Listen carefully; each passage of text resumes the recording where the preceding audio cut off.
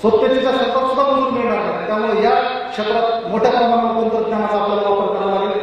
आता छोटे JCB आलेले जे ट्रॅक्टरवर बसून आपण घाण काढू शकतो, सक्षम मशीन्स आहेत, नवनवीन ह्याच्यामध्ये तंत्रज्ञान येत आहे. त्या सर्व तंत्रज्ञानाचा पुढील काळामध्ये आपल्याला फायदा घ्यावा लागेल. चांगल्या दर्जाची शौचालय व मुताऱ्या ठिकठिकाणी झाल्या पाहिजेत, महिलांसाठी स्वच्छतागृह झाले पाहिजे.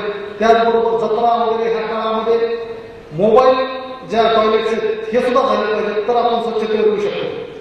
स्वच्छता, पाणी हे नगरपालिकेशी रिलेटेड विषय, पण ह्या शिवाय सुद्धा नागरिक समस्या सोडवण्यासाठी अनेक विषय. एक तर लहान मुलांना खेळण्यासाठी चांगले उद्यान झाले पाहिजे, चांगली मैदाने, चांगले क्रीडा संकुले ह्या शहरात झाली पाहिजे. सांस्कृतिक चळवळीला बळकटी देण्यासाठी उच्च दर्जाची सांस्कृतिक सभागृहे, नाट्य मंदिर किंवा ऑडिटोरियम झाले पाहिजे. वृद्धांसाठी day care centre, park, old age home यासारख्या सुविधा झाल्या पाहिजेत.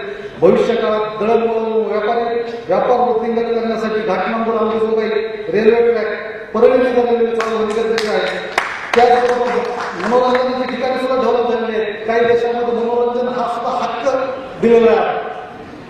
स्वामी रामानंद वैद्यकीय महाविद्यालय व रुग्णालयात सुपर स्पेशालिटी विभाग सुरू झाले पाहिजेत. उदाहरणार्थ cardiology, neurology, oncology, cancer treatment यासारखे स्पेशालिस्ट विभाग आपल्या इथे चालू झाले पाहिजेत.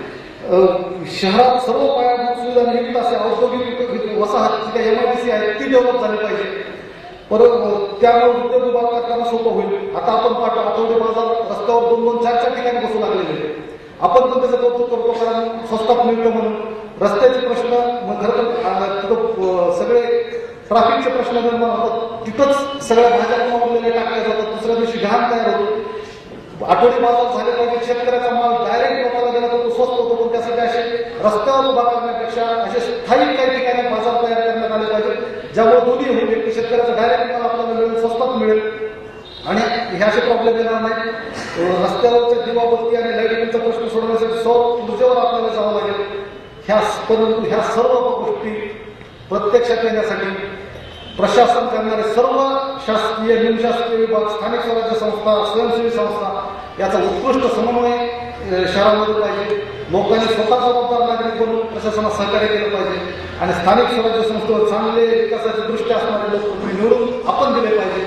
जेवढं मला वाटतं माझ्या पद्धतीने जेवढं शक्य तेवढं कन्साइज करून मी सांगण्याचा हा प्रयत्न केला आहे. अनेक बाबी यातून सुटल्याही असतील, परंतु या निमित्तानं या प्रश्नावर मला आपल्याशी संवाद साधायला अंबाजोगाई साहित्य संमेलनाच्या निमित्तातून मिळालं. त्याबद्दल हे संमेलन यशस्वी करण्यासाठी अहोरात्र प्रयत्न करणाऱ्या सर्वांचे मी आभार मानतो आणि मी माझ्या रजा घेतो. जय हिंद, जय भारत.